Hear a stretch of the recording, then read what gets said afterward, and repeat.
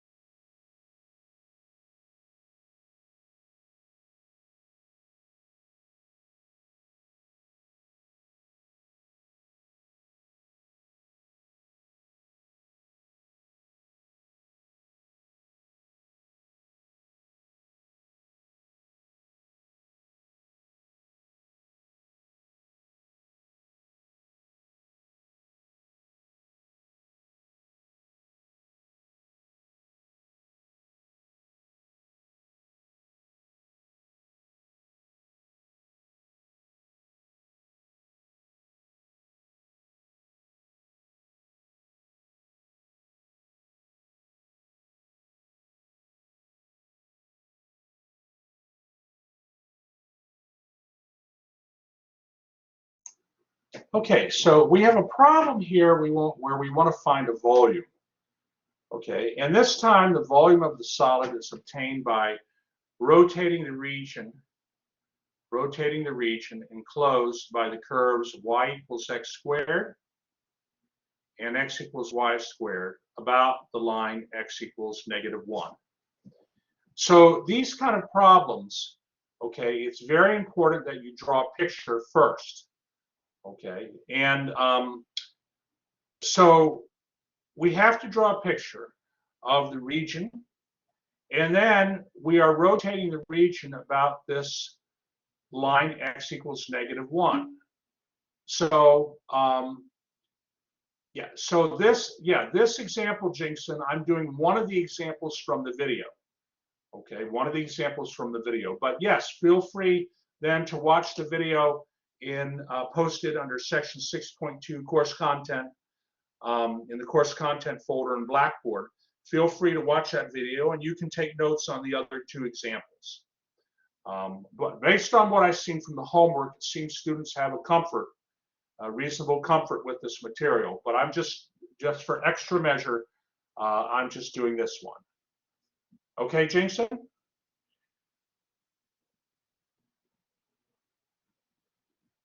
All right, good question. Yeah, well, so I'm just doing this particular example, and the other two examples in the video, you could put them after this example. If you're putting this in your notes now, this example, that's fine. Then you can go to the video and see and look at the other two examples and put those in your notes as well. I think it's good to put everything in your notes. So okay, here we go. Now let's look at the picture. So here we go. So Desmos, of course, can graph the two regions. And as Cindia already pointed out, these two curves, y equals x squared and x equals y squared. And as Cindia already pointed out, the intersection points between those curves are 0, 0, and 1, 1. Now, what are we doing? We're rotating about this vertical axis, x equals -1. We're rotating this region about this vertical axis. So, of course, in these problems, we're going to have to figure out the radii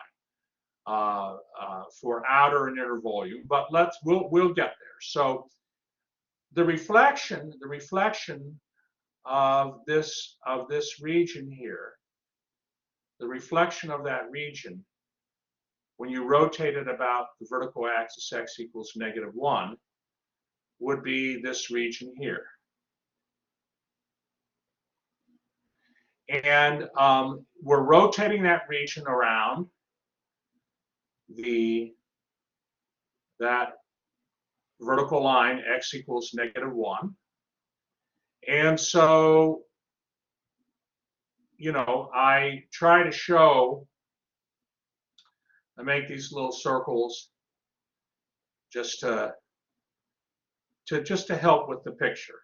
Okay, so these kind of problems, remember now, when you do your exam, you're going to be seeing new problems dealing with volume. So it's very important that when you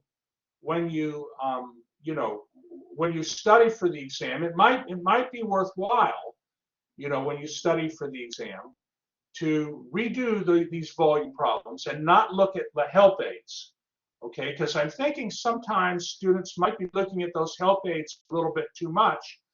And okay, the help aids help me get the answer, and okay, I get the answer and I understand. But it would be good to redo problems from your homework without the help aids when you study. And then I think that'll better prepare you for the exam. Okay, so I would recommend you redo problems like this. All right, so here now, what we got here? What we got is the region, or I should say the solid that we're finding the volume of is really this solid here, right? This is your solid. Sorry, it's not drawn exactly perfectly. But effectively, it's like taking this region and rotating it around,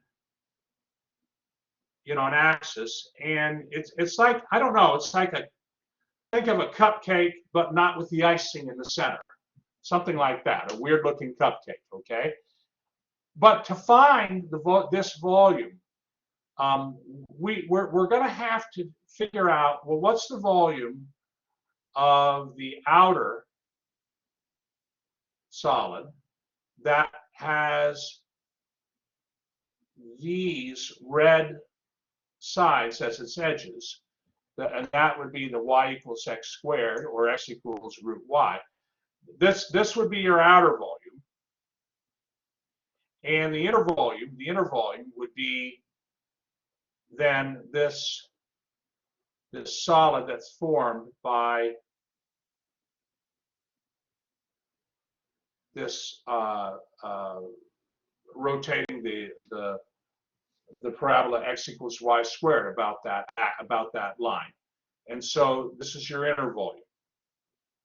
Okay, so that's how you're going to find the volume you want. And what's critical, of course, to find the volumes, since you are rotating, let me just show something else here. Since you're rotating this region about the vertical line x equals -1, okay, since you're doing that, then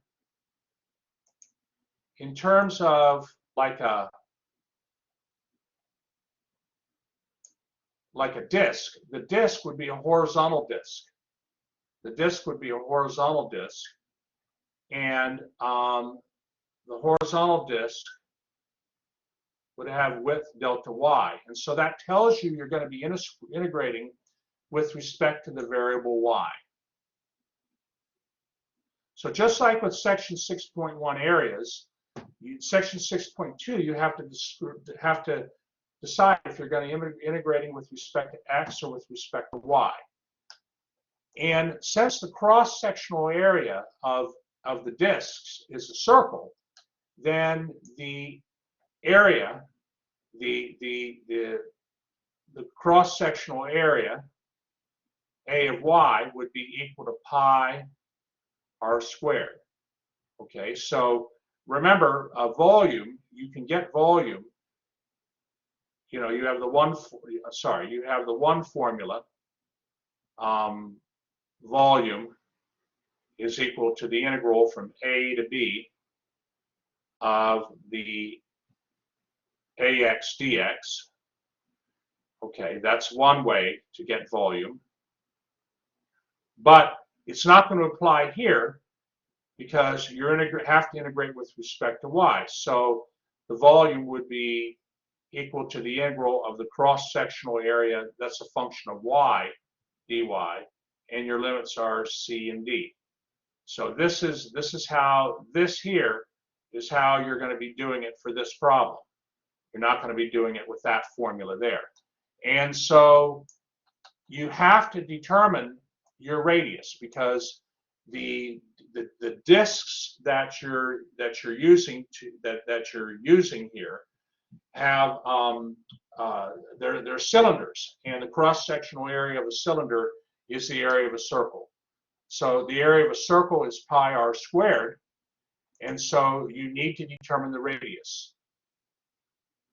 The outer volume, well, are there any questions so far? Any questions so far before I continue here?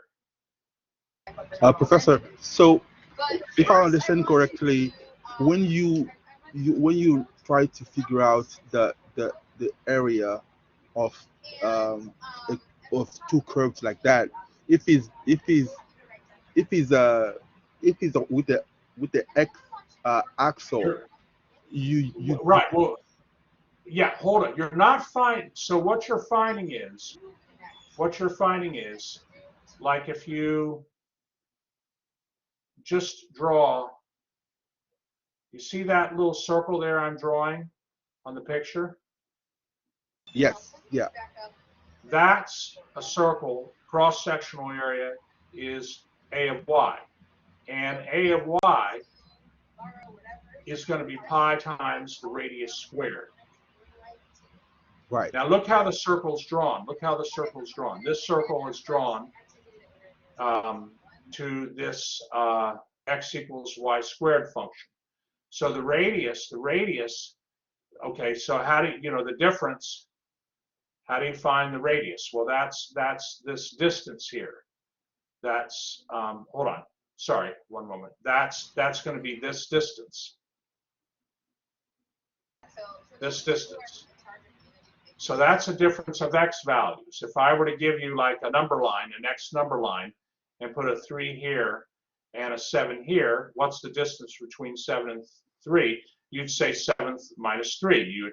You subtract the smaller value from the bigger value. Well, in terms of this radius, the smaller x value is -1. The bigger x value here is x equals y squared. So the radius is y squared minus a -1. And that's how you get the y squared plus 1 here for your inner radius. Ange, does that make sense?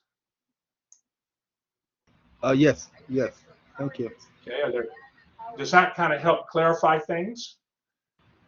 Yeah, yeah. You actually take the difference between those two radius to find the one in of the curve. That the two curve make, right? Yeah, you're taking the difference between two x values. That's right. Right, right. Okay. Thank you. All right. So you're welcome. You're welcome. All right. And now for the outer radius, you go from this point to this point, and okay, we want to make sure everybody's muted here. And then, so the second x value is still x equals -1, but this parabola here has equation oh, I'm sorry, not this one. This parabola here has equation y equals x squared, but that means x equals root y. And so you have root y minus -1, which is root y plus 1. And that's how you get this radius. So once you get this, the two radii, you're good to go. You're good to go. I mean, now it's just an integration problem. All right, so are there any questions that you have on this idea? I think most of you are comfortable with it, but I wanted to give you an opportunity to ask me in case, because we didn't have a formal lecture on this last Thursday because we didn't have our class last Thursday, and I want to make sure you have a chance to ask me questions if you need to, like Ange did there.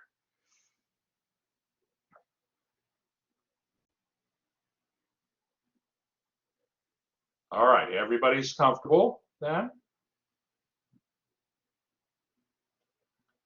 All right. Well, everybody's comfortable. Let me know if you have a question. So root y plus 1 squared, you would write it as root y plus 1 times root y plus 1. And y squared plus 1 squared, okay, to figure out what that is, you got to go y squared plus 1 times y squared plus 1. And so I show that on the next page. Here's the next page. And you expand that out, okay, using FOIL.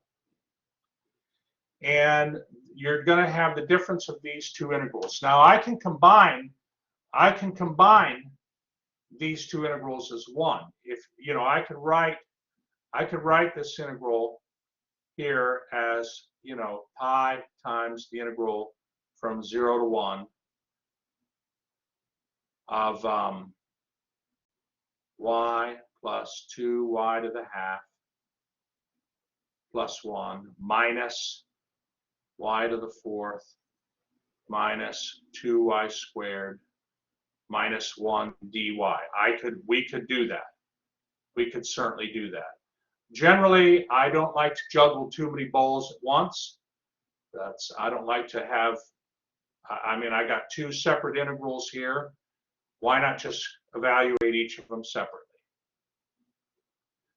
And so, I mean, you do save a little work here by combining the integrals. How many like to combine the integrals? Maybe some things cancel out. How many kind of like to combine the two integrals? Okay, Ange likes that. Taj likes that. That's perfectly fine. You can combine the two integrals here. Not a problem.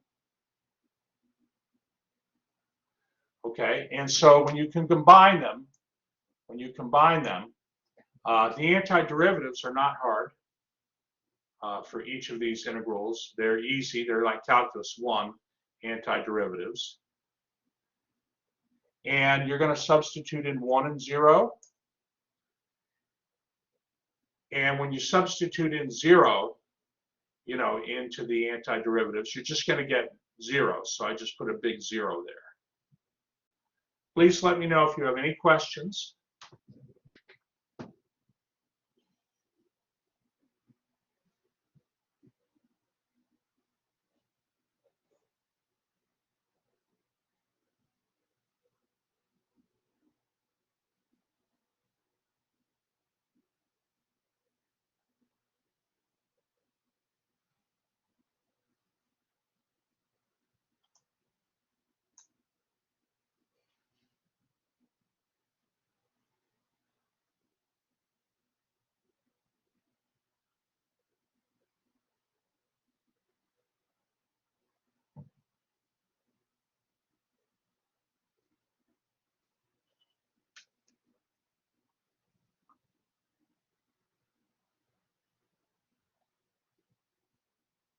All right, and everybody's okay with everything, so everybody's okay. All right, well then we have to evaluate this. We could type this entire thing in WebAssign, and it probably would take it, but I don't want to type all that. So I'm going to simplify things. So of course, 1 squared over 2, that's just a half. 1 to the 3 halves here is equal to 1. That's just 1. So I'm going to get here 4 thirds. 4 thirds times 1 is just 4 thirds. 1 to the 5th power over 5. That's just a fifth.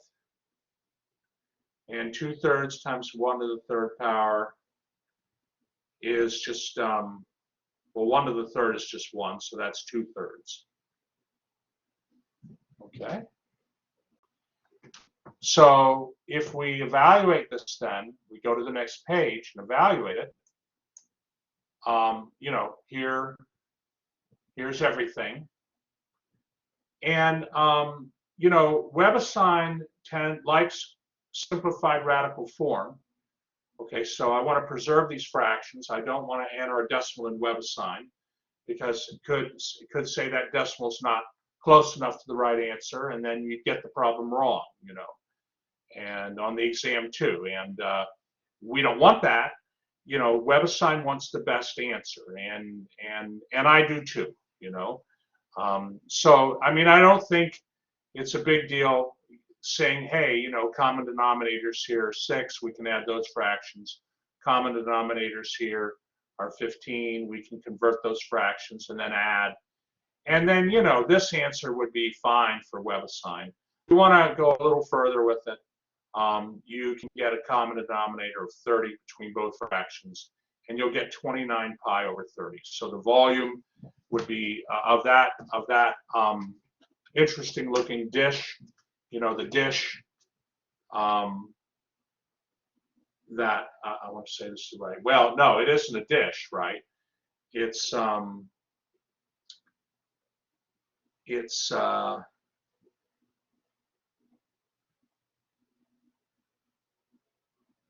this volume here,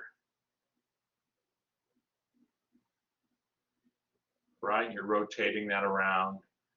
So I don't know. It's like maybe I don't know what that would look like. I'm trying to think of what that resembles. Like a dish with a very thick edge on it in that shape, although I've never seen a dish like that. You know, it's certainly interesting. So the volume would be maybe 29 pi. Well, no, it would be 29 pi over 30 cubic inches, cubic feet. You know, whatever, cubic centimeters. And that's the exact volume. And, you know, it's important to find the exact volume because if you're constructing, you know, let's say you're constructing this dish out of certain materials, maybe the materials are expensive, you know, so you want to know the exact volume because that's going to determine the exact amount of money it takes to construct this dish. And, you know, maybe it's no big deal if you're only making 10 dishes, but if you're a company that's making like 100 million of these dishes, then, you know, being off just a little bit on the volume could make a difference. And so it's an important idea. And actually, this section 6.2, this concept of volumes came up by virtue of the fact that around like Newton's time in the 1700s, you know, winemakers wanted to be able to find the volumes of their wine barrels. You know, a wine barrel is not like a cone or a cylinder or any solid that you've seen. A wine barrel has a certain shape to it, right? How many have seen like wine barrels in there? They kind of have this shape, right? Let me write it again, like a wine barrel. Let me do it again, wine barrel. Yeah. And, you know, for some reason, the barrels are shaped that way. Sandia's seen it. The wood, you know, bends and it's shaped this way. I'm not sure. I'm sure there's a reason why wine barrels are shaped that way. But, you know, they wanted to find the volume of a wine barrel, you know. And so, you know, a wine barrel, in order to find the volume of a wine barrel, you need to be able to utilize the concepts of section 6.2. So So, you know, a lot of these, a lot of the math you're learning is developed because scientists, people have a need to find certain values. And so that was one of the motivating factors behind volumes. Are there any questions on this?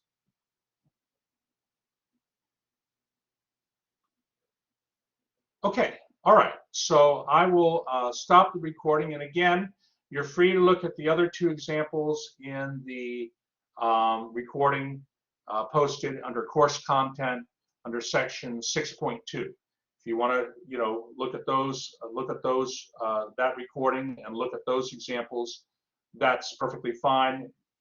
You can put those in your notes. I think, again, overall, students have a comfortable feel with this based on the homework I've seen, but let me know if you have any questions. Okay, I will stop there. I'll stop the recording.